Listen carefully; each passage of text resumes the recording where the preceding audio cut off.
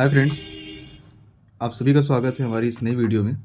तो जैसा कि आपको पता ही होगा कि इस एलटी ग्रेड 2025 में जो हम इंग्लिश की बात कर रहे हैं, 2 सब्जेक्ट का रिज़ल्ट आ जाने के बाद मैथ और हिंदी, इन दोनों सब्जेक्ट का रिज़ल्ट आ जाने के बाद लगभग 1 हफ़्ते होने को आ गए और हमें उम्मीद थी कि इस हफ़्ते हमें कुछ नए सब्जेक्ट्स के रिज़ल्ट देखने को मिलेंगे।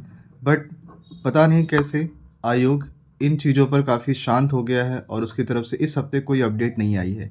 क्या इसका ये रिज़ल्ट हो सकता है कि मैथ और हिंदी में जहाँ पर 2.5 गुना और 12 गुना ही कैंडिडेट को बुलाया गया और जिसके कारण नंबर ऑफ़ कैंडिडेट्स जो हैं वो काफ़ी कम हो गए और सीटें खाली चली गई।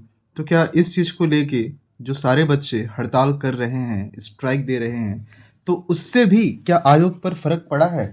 और आयोग ने ये डिसाइड किया है कि आगे आने वाले जो सब्जेक्ट्स हैं, उन सब्जेक्ट्स में ये गड़बड़ियाँ ना हो। यहाँ गड़बड़ियों का मतलब ये है कि बच्चे ये ना कहें, स्टूडेंट्स ये ना कहें कि हमारे इतने मार्क्स बन रहे थे, फिर भी हमें क्वालीफ़ाई नहीं करवाया गया। तो इन सारी चीज़ों को बचने के लिए हमने यहाँ पर 5 चीज़ों की एनालिसिस की है कि कौन-कौन से वो फैक्टर्स हैं, जिसके थ्रू आप अपनी सेफ मेरिट में आ सकते हो। पहला है क्वेश्चन डिलीटेड। आपको पता होगा कि इंग्लिश सब्जेक्ट में आयोग ने अपनी जो आंसर की है, वो जारी कर दी है। आंसर की में आपने ऐसे क्वेश्चंस भी देखे होंगे जहाँ पर 3 से 5 क्वेश्चन जो फॉल्स की कैटेगरी में जा रहे हैं। अब फॉल्स की कैटेगरी वाले जो क्वेश्चंस होते हैं, वो क्वेश्चंस आयोग क्या करता है, वो क्वेश्चन आयोग डिलीट कर देता है। मैं यहाँ पर आपके लिए डिटेल में बता देता हूँ। वो क्वेश्चन आयोग डिलीट कर देगा, तो आपके सही हो या गलत हो, इससे फ़र्क नहीं होगा। फ़र्क ये होगा कि उससे कट के ही या तो आयोग सबको नंबर दे दे या आयोग किसी को नंबर न दे, ये आयोग पे डिपेंड करता है। तो अगर आयोग ने क्वेश्चन डिलीट कर दिया, सपोज़ करिए 30 नंबर यहाँ पे, 120 नंबर यहाँ पे, तो 120 नंबर में अगर आयोग 5 क्वेश्चन गलत करता है, तो यहाँ बचे 115 नंबर, 115 नंबर के क्वेश्चन और यहाँ पे 130, तो टोटल 145 क्वेश्चंस पे ही मेरिट बनाई जाएगी और जो मेरिट बनाई जाएगी, उसी मेरिट में उस स्टूडेंट को नेक्स्ट स्टेप, अब ये नेक्स्ट स्टेप क्या है? नेक्स्ट स्टेप है आपका मेंस। उस मेंस के लिए बुलाया जाएगा और जब उस मेंस के लिए बुलाया जाएगा, तो फिर आप वहाँ पर अपना मेंस लिखेंगे। तो जहाँ तक अभी तक सर्वे के अकॉर्डिंग और जो भी बड़े-बड़े अधिकारी हैं, जिनसे स्टूडेंट्स मिल रहे हैं, तो वहाँ पर उन्होंने अपनी बात रखी है ऑब्जेक्शन के थ्रू कि 3 से 5 क्वेश्चन्स ऐसे हैं, जो आयोग की तरफ से गलत आए हैं या उनके 2 से ज़्यादा या 2 कम से कम आंसर हो सकते हैं। तो ऐसी ऐसे सीन में ऑब्वियस सी बात है, अगर किसी क्वेश्चन्स का option A, B, C, D है, आपने उसे बी चूज़ किया है और कहीं और पे वो डी भी सही है, तो आपका भी सही है और आपका भी सही है। लेकिन इस दौरान जो ये दोनों बच्चे थे, इनकी क्या गलती है? तो ऐसे क्वेश्चंस को फॉल्स कैटेगरी में डाल के आयोग फिर आगे काम करेगा। नेक्स्ट स्टेप है जीके जीएस फेल। आपके इतने सारे कमेंट आ रहे हैं जीके जीएस में कि सर हम पास है कि नहीं?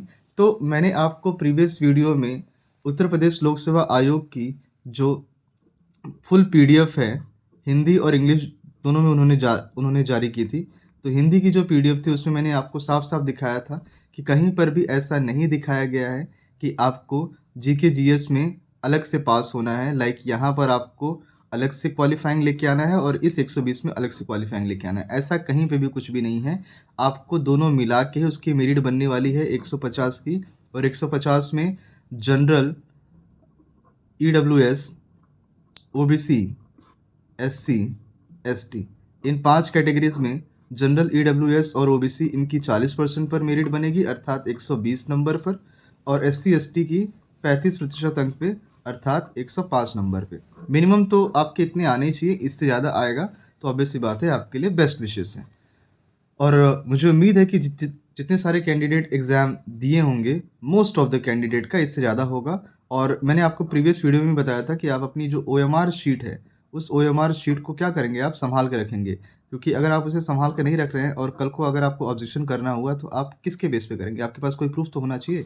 तो उस ओएमआर शीट को आप क्या करिए, उस ओएमआर शीट को आप सँभाल के रखिए। हो सकेगा तो इसका फ़ोटोस्टेट करवा के भी आप रख लीजिए। नेक्स्ट है हमारा जो आज का थर्ड टॉपिक है ओवरलैपिंग। ओवरलैपिंग के बारे में अगर बात करें तो ओवरलैपिंग जैसा मुद्दा अभी जो गरमाया हुआ है, तो यहाँ पर मैं बता दूँ, जब कोई एग्ज़ाम लेवल पे होता है, जैसे ये एग्ज़ाम जो है आपका प्री है और उसके बाद मेंस है।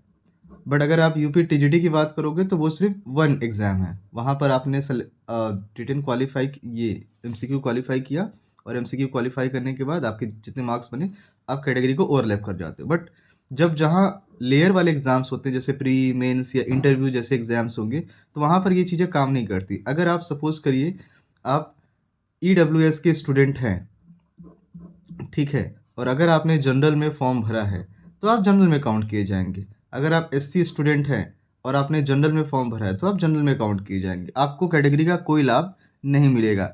लेकिन अगर आप बात करें ओवरलैपिंग के सेंस में, तो यहाँ पर सीधे-सीधे ये कहा जाता है कि जनरल को छोड़कर अगर किसी स्टूडेंट ने ईडब्ल्यूएस, ओबीसी, एससी और एसटी, ये जो 4 कैटेगरीज़ हैं, मैं मेल और फीमेल दोनों की बात कर रहा हूँ कि अगर आपने ईडब्ल्यूएस, ओबीसी, एससी, एसटी इन चारों कैटेगरीज़ में से किसी में भी फॉर्म भरा है, तो आपके जो प्री के क्वालीफाइंग मार्क्स होंगे, वो इसी से बनेंगे, ठीक है? आप किसी और कैटेगरी में नहीं जाएँगे, तो आपकी कैटेगरी के सापेक्ष जितने गुना अभ्यर्थी होंगे, उतने गुना अभ्यर्थियों को ही मेंस के लिए बुलाया जाएगा। इससे ज़्यादा अभ्यर्थी मेंस के लिए नहीं बुलाए जाएँगे। आई होप अब आपको हमारा ये वाला डाउट क्लियर हो गया होगा, जो आप हमें कमेंट बॉक्स में कमेंट करके बताते थे कि सर हम प्री में क्वालीफाई करेंगे कि मेंस में क्वालीफाई करेंगे। तो ऐसा कुछ नहीं है, आपको सिर्फ़ और सिर्फ़ अपने आंकड़े सुरक्षित रखने हैं, अपने आंकड़े दुरुस्त करने हैं और उन आंकड़ों को दुरुस्त करने के बाद ही आप आगे की तरफ बढ़ेंगे। जैसा कि आपको मैंने पिछले वीडियो में बताया था, ये देखिएगा, ईडब्ल्यूएस की 54 सीट्स हैं, ओबीसी की 147 सीट्स हैं, एससी की 112 सीट है और एसटी की 10, और इसके बाद ये सारी कैटेगरीज की सीट हैं। इसके अलावा फीमेल की बात करें तो यहाँ ईडब्ल्यूएस 11, ओबीसी की 31, एससी की 24 और एसटी की 2 सीट और बाकी सारी सीटें। तो ये कैंडिडेट जनरल को छोड़ के सिर्फ अपनी ही कैटेगरीज में वो क्या करेंगे, फाइट करेंगे प्री के लिए, और अपनी कैटेगरी में फाइट करने के बाद जब वो अगले स्टेप के लिए जाएंगे तो मेंस में उन्हें आरक्षण का लाभ मिलेगा।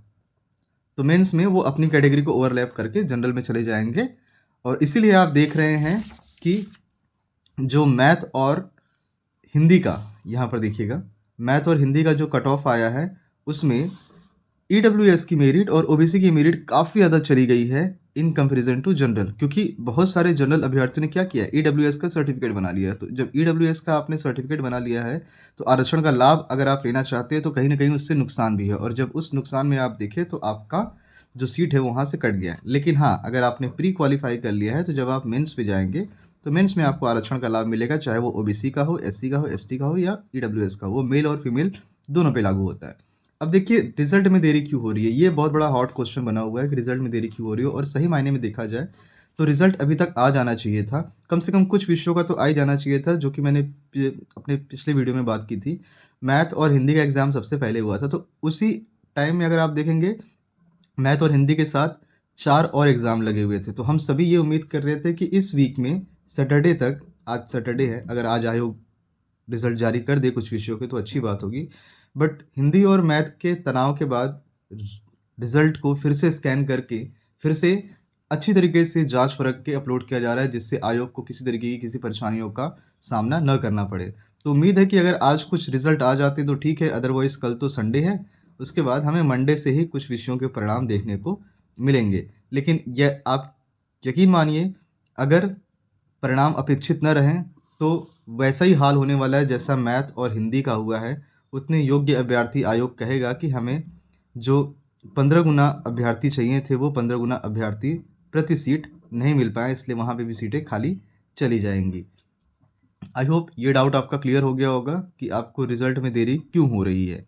अब ईडब्ल्यूएस और ओबीसी की हाई मेरिट की बात करें तो यहाँ पर एक बात मैं और आपको ऐड कर दूं कि एससी और एसटी में जो स्टूडेंट हैं, उनकी जो मेरिट है वो 52.5 पर ही बनने वाली है। 52.5 मतलब 105 नंबर अगर आपके मिनिमम स्कोर बन रहे हैं, तब तो आप क्वालिफाई कर जाओगे। इससे कम है तो फिर दिक्कत है, और जब इससे कम है तो फिर आपको बड़ी सोचने की बात है। बट ईडब्ल्यूएस और ओबीसी की बात करें तो इनकी जो हाई कट ऑफ है, इसके पीछे का जो रीज़न है वो सिर्फ़ और सिर्फ़ इसलिए बताया जा रहा है क्योंकि इन कैंडिडेट्स की सीटें भी कम थी। अगर मैं आपको फिर से ये आंकड़ा दिखाऊँ तो देखिएगा, जनरल के सापेक्ष ईडब्ल्यूएस की 54 सीट्स हैं।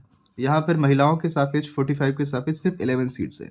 तो अगर आपने ईडब्ल्यूएस का सर्टिफ़िकेट बनवा कर आप चाहते हैं कि ईडब्ल्यूएस में आपका सिलेक्शन हो जाए, तो उसके लिए पहले आपको प्री में पूरी एड़ी चोटी का ज़ोर लगाना होगा और एड़ी चोटी के ज़ोर में आपको उस एग्ज़ाम को क्वालिफ़ाई करना होगा।